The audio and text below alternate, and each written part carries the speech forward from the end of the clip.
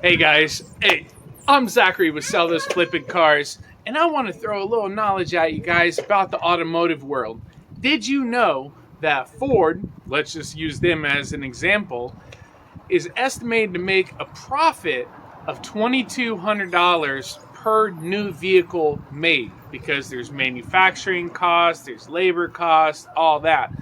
But on parts for those vehicles, they plan to make an average of $17,000 per vehicle.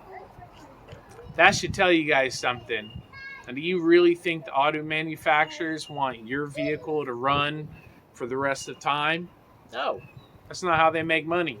So check out my YouTube channel, guys. Check out this social media that you are seeing this video on, and check out all of my future DIY auto repair videos that I post multiple times every week. I've been a mechanic for over 24 years, guys, and let's make this year, the time these high repair costs,